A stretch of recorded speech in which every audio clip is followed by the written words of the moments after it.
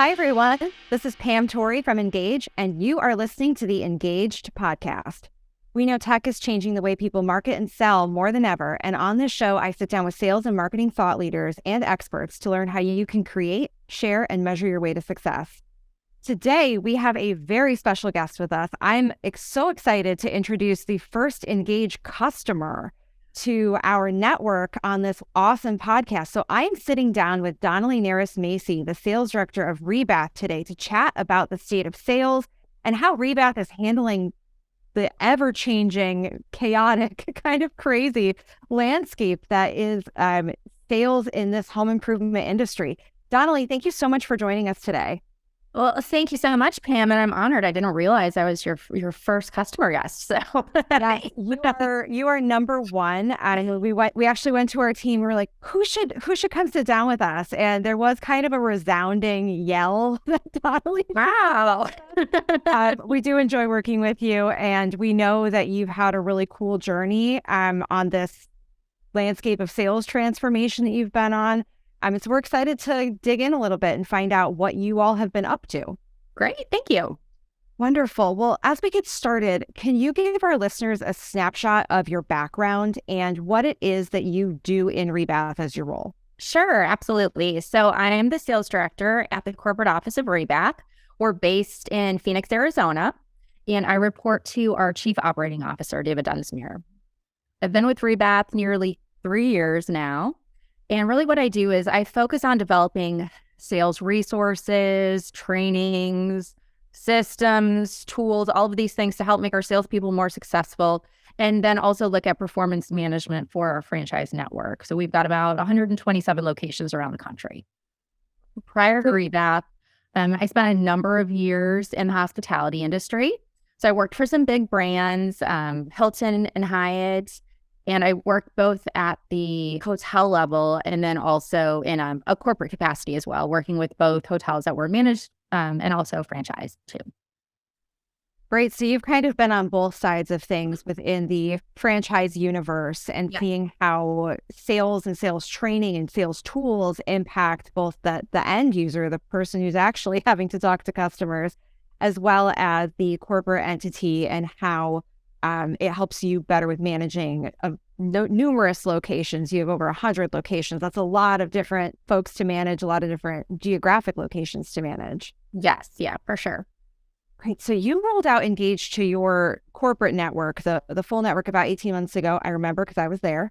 Can you share how you've grown with Ingage over the last year and a half, almost 2 years? Yeah, absolutely. So, Ingage really, I have to say it's been a great tool for us, both from a corporate office perspective as well as for our franchises. And we have been continuing to grow and expand what we're offering. Started off with our in-home sales presentation, but we're also expanding to different areas more towards some of our design elements, being able to show greater amounts of photos, things like that. As well as what we've been doing is looking at it more in an internal standpoint too. So internal trainings, other departments that can use it. So I think what's great is that it's just made life so much easier when it comes to that corporate office versus franchise balance. So one of the things that we've really used to roll this out to additional franchises is talking about some of the flexibility that we have with Ingage. So, we can make sure that our corporate standards are met, our brand standards, brand integrity, all of that is consistent. But we also have some areas where the franchises are able to make it their own, where they can put in information about their local franchises, things like that. So it's really created this great balance of the, brand standards, brand management, but also like getting that local flair in there too. Yeah, I think anyone who has ever been in a creative marketing role where you are having to maintain brand standards and a brand guideline has been in that struggle of trying to find the balance between maintaining your brand, but also giving a local location the ability to add their personal touch. Yeah, and it's great too because we have oversight so we can see what they're doing. We can make adjustments as we need to. And the other thing that I love is that, anytime we want to make an update, all you have to do, you make the update, you click the button, and it like pushes out to everyone, which is such a huge time saver. So that's really, really helpful. So what kind of results have you seen across Rebath since you've adopted and implemented Ingage across a number of your locations? Sure. So I'll say first and foremost, one of the greatest things about Ingage is that it really just takes everything to the next level. It has increased the professionalism of the in-home presentation, and it really just looks great. It shows potential customers that will provide a quality experience all the way through. And then it also gives us the opportunity to show customers a little bit more about what we do, because there's all of these great opportunities to add in videos and photos and just create a really engaging, if you will, presentation. So overall, what it ends up doing is, it positively impacts close rates, but it also helps kind of build that perception or the value of Rebath in the customer's mind as they're seeing this really top quality presentation all the way through. So switching gears a little bit and kind of zooming out within the home improvement industry, what are you seeing as some of the biggest challenges that are facing leaders right now, sales directors on the national level, folks that, leaders within the franchise level? What are some of those challenges that you're seeing? Sure. So I'd say there's probably a couple right now. First, I think, and this is probably regardless of any industry, but really finding and retaining top talent, I think, is a challenge probably everywhere. And then secondly, I would say, we've had a really great run in the home improvement industry over the past couple of years, but say maybe sort of a looming challenge or potential challenge that we may be facing is some hesitancy on the part of some customers. And I think that comes into play with a little bit of unknown of what's happening in the future, right? We've had all of these interest rate increases. Is that going to continue? We're seeing big layoff situations, companies like Amazon, Facebook, challenges with Silicon Valley Bank, things like that. How is that going to impact the economy? What else is going to happen with that? So I think there are some consumers who may be a little bit more hesitant. They kind of want to do it. They're not sure. And so I think that would be another challenge that, sales in general may be facing in home improvement. Yeah. So how do you approach working with your franchise locations on managing these challenges, this issue of hiring talent, this issue of economic uncertainty, kind of the consumer sort of reverting back to prior markets? They're not as gangbusters to get things done anymore. They're a little bit, you said they're more hesitant. They're taking their time a bit more. It's not as urgent. How are you helping your franchises to manage these challenges? Sure, absolutely. So I'll say when it comes to talent, really it all boils down to hiring the right people. But it's about taking that time to find the right people and to hire the right people. And there are various tools out there to help with that. We actually at Rebath use something that's called a predictive index. So it's a great way to create job descriptions, be able to really match up personality traits with positions to find the greatest success. So that's definitely something that we do. But then, after that, it's not just hiring the right person. It's making sure that you're really fostering a culture where employees can learn, they can grow, and truly become their best selves. We want to make sure people are empowered, but also supported. And I think part of that really falls back to, so what are some of the main things that I'm doing, right? Proper training, proper schools, having the right kinds of systems, things that can help the salespeople be productive and successful. And then when it comes to consumer hesitancy, I think really the best way to manage this kind of challenge is preparation, right? Making sure people are prepared.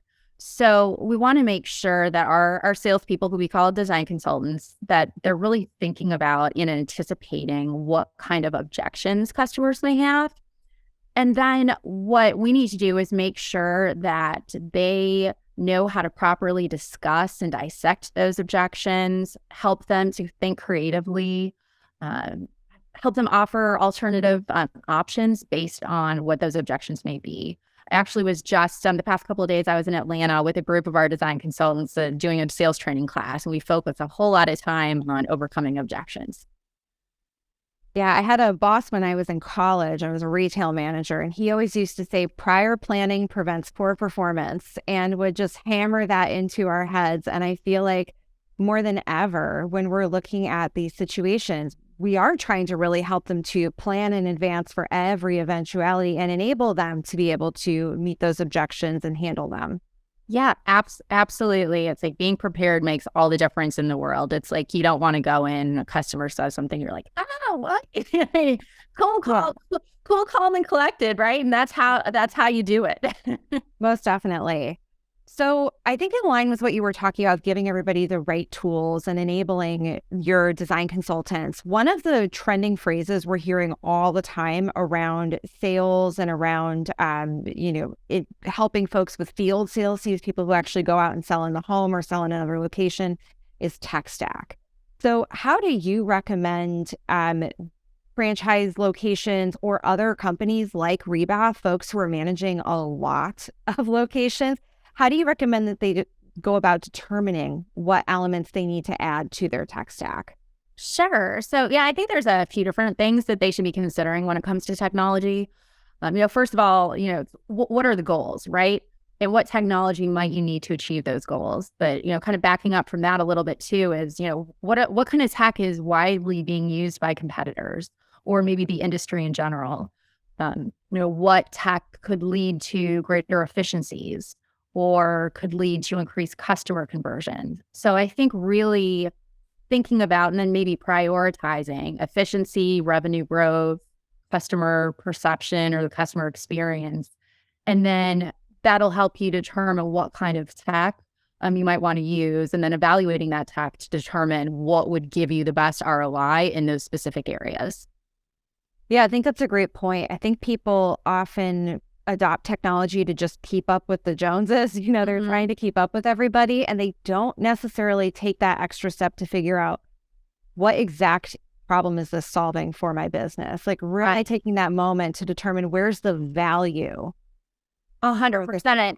Yeah, and then going along with that too, how easy is it to implement? Are people able to use it easily? Those are definitely things that need to be taken into consideration as well. Especially when you think about the kinds of folks that you might be rolling this out to, like especially on a franchise level, like they know their team better than anybody. They understand what they're going to be capable of learning and how long it might take for that. And then when you're looking at it from a national level, I feel like that must be really complicated for you. There's never a one size fits all, right?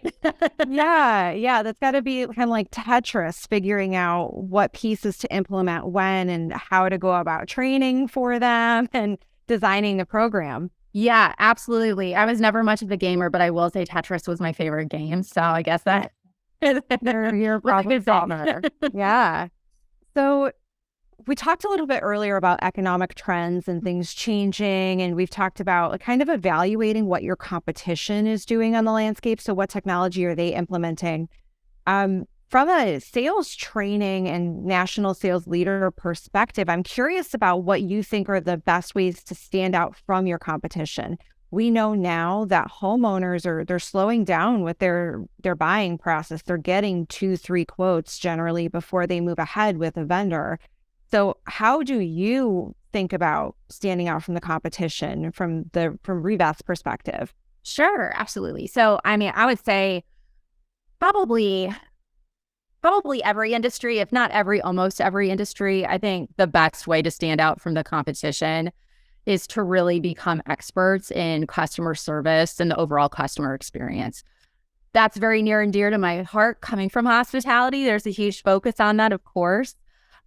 But really finding team members who care about people and want to make them happy is just a great starting point for all of that. And in this day and age with online ratings, reviews, it's all out there. It's easier than ever for customers to really see who stands out, who's got good customer service, who doesn't.